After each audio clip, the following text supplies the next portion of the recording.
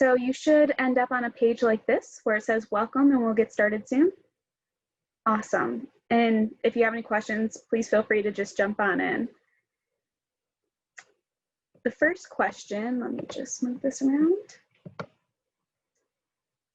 All right, so the first question is, what needs are you seeing in the communities you work in? And you can just go down here where it says, what do you think? And you can type whatever answer you want to, and it'll pop up right here in this brown area. So go ahead and take the next 2-3 minutes to answer that. And if someone writes an answer that you like, or maybe something that you're seeing as well, you also have this ability to vote over in the lower left-hand corner. It looks like the little thumbs up sign from the Facebook, so you can also utilize that as well. Awesome, we have our first submission.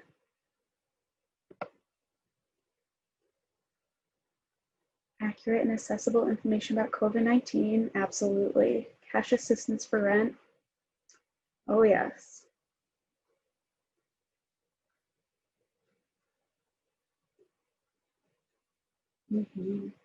Water bill assistance, neighborhood blight. Building trust because it has been lacking, absolutely, absolutely. Nonprofits worried about funding. Yes, definitely, we can speak to that.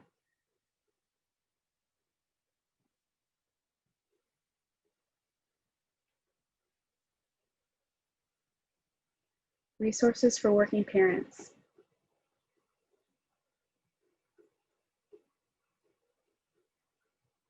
Let's see, need to delivering N. I think you can go in and edit if that one's incomplete, or if not, feel free to explain.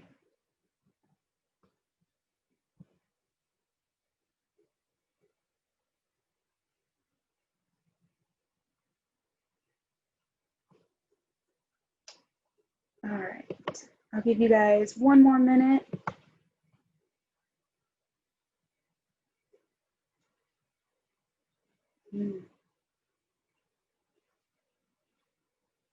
Oh yes, I see, delivering real improvements in virtual schooling.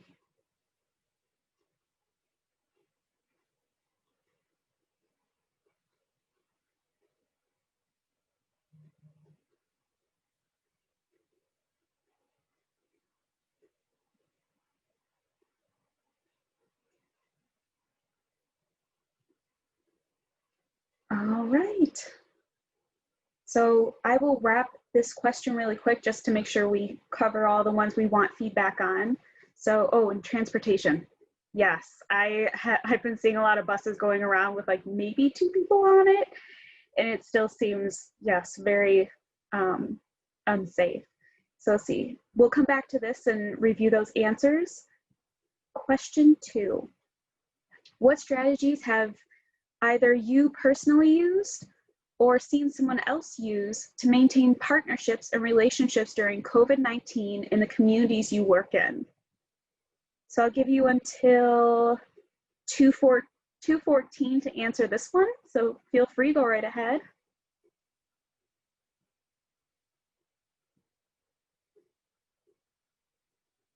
And just so you guys know, the answers for all of this will be compiled after the retreat, and then we'll be sharing with everyone, because this is to inform how Mishawaka Community Engagement is just interacting with you, making sure we understand the true needs of the communities, and just getting input from you, which is the most important.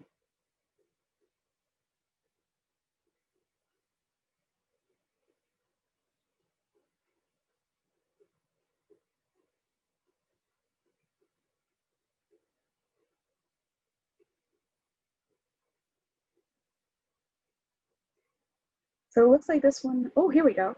Continue meeting with flexible agendas. Yes, leave time to talk about experiences and needs as opposed to rigidly moving forward with project timelines. Yeah, with COVID-19, everyone needs a little bit of grace, at least sometimes a lot of grace. Sharing resources that might be helpful. Zoom meetings, partnering for events, mass text messaging. Oh yes, weekly meeting, newsletters, weekly newsletters.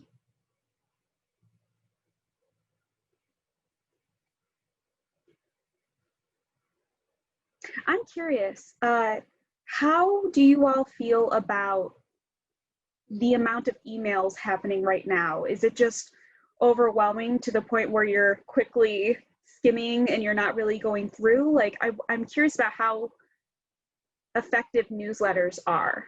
Are you taking the time to see or read them?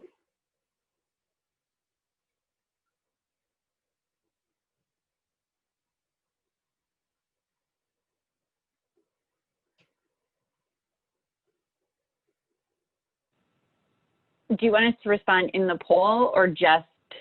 Oh, sorry, you can respond verbally for that one, sorry. You can respond to the poll for that specific question, but my separate question about newsletter can be oral. I'm sorry, I should have clarified. Okay, I want to make sure. I think we actually, the Ginsberg Center, we upped our newsletter that shared resources. I don't know what resources that might be helpful. In, like, I think with more frequency, so that if people missed something because their inbox was super swamped at the beginning of the month, it wasn't then, like, then they don't get that information. And I think sending stuff with, for me, it's been sending things that I think will be helpful, and also if it's something super pressing, to be okay with, like, if somebody has to either feel like I need to nudge someone, or if somebody needs to nudge me because I haven't responded to an email, again, going back to that sort of grace piece of, like, you know, it's not to take things personally if people aren't responding really fast to stuff. Yeah, that's good to know. Thank you. Anyone else on the subject of newsletters? Yeah, I would say, so email in general, it gets kind of out of hand, right? Because I get my emails, and then Zachary, like, sends me all his stuff so that I know everything he's doing too. And it can be overwhelming. So I think for the most part, I try to read everything through, unless it's just really not that, not that important for us or for what I'm doing directly. And what I do is I just kind of open it. If I don't have time to read it, I'm like, hey, I'll take a look at this when I can. I try to give maybe a time frame or something, and I just mark it unread. I keep everything unread that I need to go back to, and if I don't plan on going back to it, I just leave it read. Yeah. That's what I do too. I tend to, because I had the same thing. Trisha sends me a lot of emails, and I'm like, okay, I got a newsletter. I'm going to read the headline, see if there's any action items. And then if I think there's something important, I'll keep it on read. So it's okay. It's good that I'm having a better understanding of how newsletters work, because I'm in charge of CE Bridges, which is Mashar's CE newsletter. So if you are not on the mailing list, please let me know. I'm happy to add you. So it looks like we have another submission to question 2. Can Oh, go ahead. I just wanted to say, it really depends on where we are, like, nationally, as far as, like, right now, I think a lot of us that work in advocacy are kind of overburdened by the amount of emails we're receiving leading up to the elections, the get out to vote, like census, the confirmation of, the confirmation hearings for the Supreme Court. So it's just, I think it's really important when newsletters are being sent to be conscious of what kind of time we're in and what's going on nationally, and whether there's any relevancy to that national news. Absolutely. That's a good point. Thank you. Yeah, keeping it all within the bigger picture. Absolutely. So let me just make sure we have time for, I think we have just one more question. Oh, no, looks like we just had the 2. Does anyone have any questions for the group that we can share orally and talk about in a discussion format?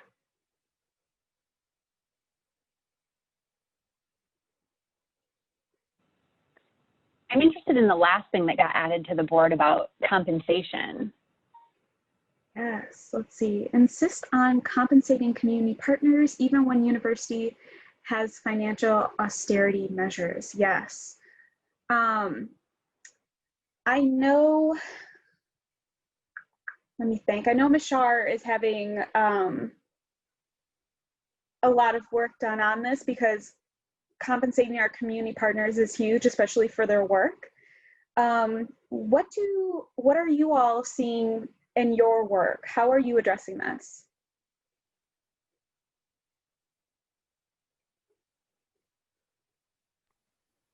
I can speak to this. That was my contribution to the board. So my academic PI is Susan Gould, and she takes compensating our community partners really seriously. And they're paid as consultants quarterly. And there was a rule in the medical school that we could no longer essentially pay consultants because of financial austerity measures at the university. And Susan went to the department and talked to people on the administrative side and basically insisted that we had to continue to pay community partners. And I think that sometimes within the structure of academia, this isn't like taken seriously or well understood, and it takes people who are really, really willing to fight for it. If you don't accept that community adds value to your work, then you don't compensate. But when you realize you can't do the work that you do in the way that you do it without community, and that community adds value, just as a PI, an academic PI would add value, or a coordinator would add value. You can't do what you do without the community. And we add value to every project, and therefore we should be always compensated. And there should be a plan. Now that we've had a COVID, and we know that these things arise, there should be a plan developed on the university level to make sure that this never happens to community again. Otherwise, why would community continue to support you? That's Amen, absolutely. Elder Bailey. Oh, sorry, go right ahead. I'm sorry, I didn't mean to interrupt. No, I just said amen. Yes. Thank you. Thank you so much, Sarah Bailey. That was a great contribution, and I totally agree. Are there any more? So it looks like we have until 2:25, so we have about 4 more minutes in this breakout room. Are there any more questions, or let's see, any bullet points within this activity that we can discuss with one another?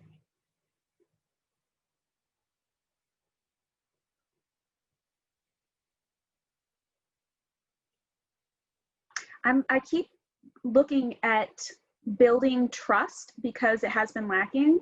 I worked with Karen Calhoun on the Flint Trust Study, and of course, with all the information just overpopulating the media right now, it is very hard to find a trustworthy source. So I'm curious, where do you guys go for your trustworthy news? Like, who are the people or the organizations that you know and go to for information that is, like, you know, is accurate? And we can talk about this verbally.